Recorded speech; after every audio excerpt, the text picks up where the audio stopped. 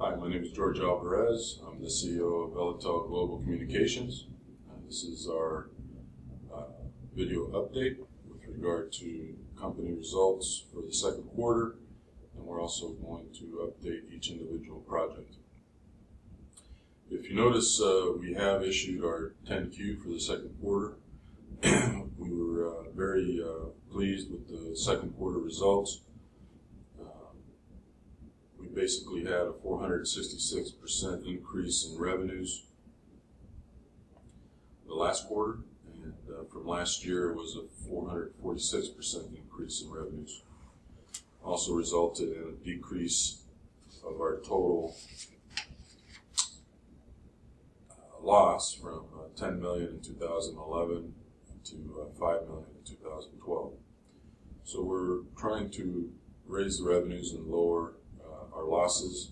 Obviously, that's a priority as the CEO of the company, and we feel we're obtaining traction and moving the company in the right direction. That being said, the Q has all the relevant information as to why the company did certain things. Please review it. It would be too cumbersome to get into every aspect associated with the Q, but the reasons why, for instance, we did the reverse merger, I think it's clearly defined in the Q. The current issues associated with the projects are clearly defined in the Q. I will go over some of those today, but I thought I would focus more today on some of the good things that are happening in the company. I'm perplexed with regard to our market cap. I'm as upset as anybody with regard to how the market is viewing our company, and we feel that performance is going to fix that.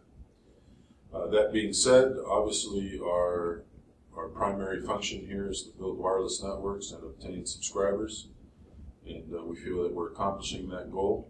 We're doing it effectively, and we're doing it very progressively with the funds that are available to us. So let's go through some of the projects. Again, if you have any questions associated with the Q, please ask those questions off the website, and in the next video I will attempt to answer specific questions that individuals have with regard to the company and its performance. So some of the major milestones for the company, obviously, was we did have a significant increase in revenues for the second quarter. We expect the third quarter to be very good also. We're very pleased with that. Some of the acquisitions that we've done are performing greatly, and our existing assets are also moving along. Not as fast as we would like, but at the end of the day, they're still increasing the subscriber base. So let's start with Croatia and Montenegro, as we talked about before. The equipment is in the country now. We've announced that it landed. We are looking at the budgets associated with full deployment. We reviewed that with our partners. The total amount required over the next approximately 5 to 6 months is about $3 million. That's what we're securing now, and creates a cash flow positive environment towards the end of the second quarter of 2013. So that project is moving quite nicely, and we're very busy with regard to consummating all the contracts associated with those deployments and obtaining the additional financings required in order to accomplish those deployments. With Peru, we're in the process there of obtaining additional building permits for 2 cities, Arequipa and Cusco, in order to increase our coverages in those cities. We've implemented post-paid residential and business plans. I'll get into the subscriber counts more towards the end of this particular update. But there in Peru, I think our main issue is we need to increase our marketing budgets in order to compete with the incumbents that have now lowered their pricing to aggressively compete with us.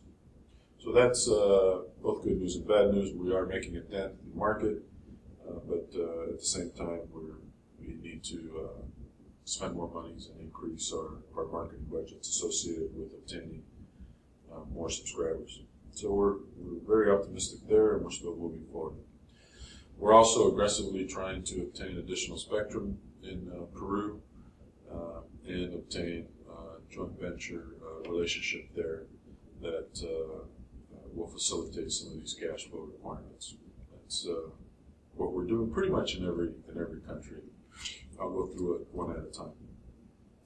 But that's the update for Peru. I'll get into the numbers, as I said, a little bit later. With Serbia, that was part of the Croatia-Montenegro, the same partners that we have in Croatia-Montenegro. We were under contract to acquire Serbia. We were waiting for governmental approval of the reallocation of spectrum that they had. They needed to go through some governmental regulatory issues in order to get those approved. Unfortunately, the government denied those approvals and rendered our relationship inoperable. So both parties decided to terminate the purchase agreement and, in essence, see what happens within the government and perhaps look at it again at a future date. But for right now, that contract has been mutually terminated, so we won't be updating Serbia. It's indefinitely on hold. The other one that's on hold is our fiber project in China. That one, if you look at the queue, the partners have requested arbitration with regard to mediating our dispute. Unfortunately, we haven't been able to finance that project, and there's issues with regard to security and other types of regulatory restrictions that we haven't been able to overcome. So we're hoping that the arbitration resolves any medial disputes, but we're going to aggressively try to maintain that relationship and utilize those fiber assets for our other deployments with NGSN and CASC. That being said, let's get right into NGSN and CASC. Those deployments are not dependent on Sino Crossings fiber. We do have all the work products that we have done before as assets of those companies. The current status is we're also negotiating with the local partner to finance that local deployment, and the monies that we have there now that we've accomplished getting funds to that project is going to be used to pay for the spectrum that in turn will be used to deploy networks. We have identified the projects, and we're currently doing that with the government with regard to paying for the spectrum fees. But again, we'll simply lease the fiber backhaul as we build out those networks until we figure out what we're going to do with Sino Crossings. So those are the two negatives, I think, are Serbia and Sino Crossings. Everything else is on track and positive. VelaTel is going extremely well. We have extended, I think I said it before, we have extended the trials with China Telecom. It's increased. We've shipped more product to them. We did receive MIT approvals in February of 2012, and we expect great things to happen there in a short period of time. The additional testing is a good move, actually, because what's happening there is the government is offering subsidies to the carriers in order to change out the entire network and make it efficient and green.